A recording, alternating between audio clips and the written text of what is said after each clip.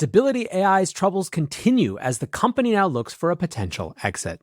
Welcome back to the AI Daily Brief Headline Edition. All the AI headline news you need in around 5 minutes. Stability AI has had a rough go of it. For it feels like a year or more, there have been leadership challenges culminating with founder and CEO Ahmad Mostaq leaving recently. And beyond all of that, Stability is just finding the difficulty in the mismatch between how much it costs to compete in AI and how much money there is to be made in AI currently. The information reports that the company is now facing a cash crunch and because of it discussing a sale. They write, the 4-year-old startup raised at least $101 million from marquee investors and fetched a $1 billion valuation in 2022 on early fanfare for Stable Diffusion, an open-source AI image generator it helped fund. The company also forged business ties with Amazon Web Services and other established tech companies, but making money from its free software proved difficult, especially as rivals such as OpenAI and Midjourney emerged. They continue, the potential sale of Stability, which is based in London and has around 180 employees, would add to a growing list of AI startups that quickly attracted large checks at steep valuations, both before and after OpenAI's release of ChatGPT, which catalyzed an AI startup boom. Many of these startups, like OpenAI rival Cohere, have raised capital at high prices despite not generating much revenue. But the high costs of using AI models, as well as rising competition from Google, Meta Platforms, and dozens of AI startups, have pushed some of them to head for the exits.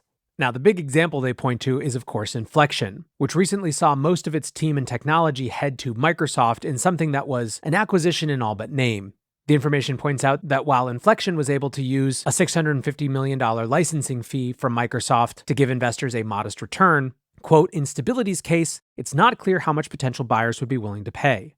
In terms of what a deal might look like, they write, any deal would likely focus on absorbing Stability's AI researchers. Company executives have told potential buyers the company has between 70 and 90 researchers and engineers. However, that number is likely quickly dropping. So it's worth discussing a couple different dimensions of this. Anytime there's a story such as this one, there's going to be a tendency to try to connect it to a larger trend. And in some cases, that will be valid. So, the obvious trend here is startups that raised a ton of money at high valuations that haven't been able to convert that to revenue. This is certainly a feature of the current AI startup landscape. It is particularly a feature when it comes to companies that were actually trying to create frontier or foundation models. In other words, the companies that were trying to compete in the most expensive part of the market. Reality has shown that the sheer cost to compete in that space is incredibly high, and the revenue dynamics are really difficult, in part because of the unexpected relevance of big tech in this area. One concern I have with some of this type of reporting, which, by the way, the information tends not to be guilty of, is trying to make it seem like somehow VCs were just in some stupid frenzy and not really considering the reality. In some cases, of course, that's going to be true. There are always follow-on investors who aren't really leading the pack, who are making fairly unconsidered decisions. But that's the case pretty much any time. I think it's equally important to acknowledge that no one really knew exactly how this is going to play out a couple years ago when this funding boom started. Most people didn't think that the big tech players would be as relevant as they are, because that's not the way that it's been in the past when it comes to emerging technology areas. There are some very specific reasons that make AI different on this front. The obvious one is the cost of compute and access to compute, which we've talked about and other people have talked about extensively. But another is one that seems obvious in retrospect, but perhaps wasn't going in, which is that big enterprise buyers are currently so much more likely to want to work with a provider that they already have trust in when it comes to highly sensitive data that's being fed into AI systems. In other words, the fact that AI is best when it takes advantage of your company's data means that companies that might have in another area trusted or been willing to try out some new startup are more inclined to go with a partner they already know. Now, holding aside all of those trend lines, there's also just the specific challenges of decisions that this particular company has made. It's very easy to armchair quarterback in retrospect, and so by no means am I doing that here, but there is plenty of discussion to be had around strategic decisions around revenue and monetization, assessments of the future availability of capital, which are less about trend lines and more about specific decisions that specific people made. In any case, for all the people involved, I hope there is some good outcome. If nothing else, I'm quite sure that the market will have no problem absorbing this talent into a more productive area. Now, speaking of talent, Anthropic has a major announcement as Mike Krieger, one of the founders of Instagram, has joined as their chief product officer. He writes, Anthropic's research continues to be at the forefront of AI. When paired with thoughtful product development, it has tons of potential to positively impact how people and companies get their work done.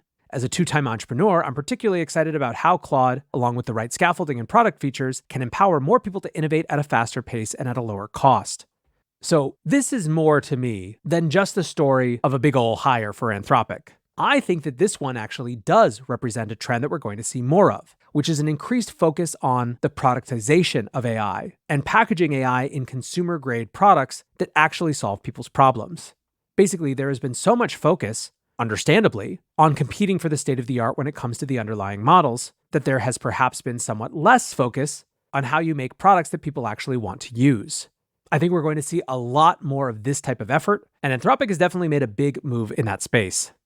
Lastly, on the headlines edition, Microsoft has apparently asked hundreds of China-based AI staff to consider relocating outside of China. According to inside sources, about 700 to 800 staff engineers, predominantly of Chinese nationality, were recently offered the ability to transfer to the US, Ireland, Australia, or New Zealand. Now, apparently Microsoft told them that this was about helping bolster Microsoft's global ambitions in cloud computing and meeting its needs for AI engineers in a variety of places, and certainly there is some truth to that. Every week, Microsoft announces another multi-billion-dollar investment in another country as it builds out its global technology infrastructure. But as the Wall Street Journal points out, there is also a geopolitical element of this. Microsoft, for example, was recently brought in to become a minority owner of G42 in the UAE in a deal that seemed to have been facilitated by the Department of Commerce. On this theme of whether something is a trend or an individual story, boy howdy is this one of the most significant trends that we're seeing right now. And if you are interested in that trend and the geopolitical tension between China and the US when it comes to AI, well, stick around for the main part of the episode.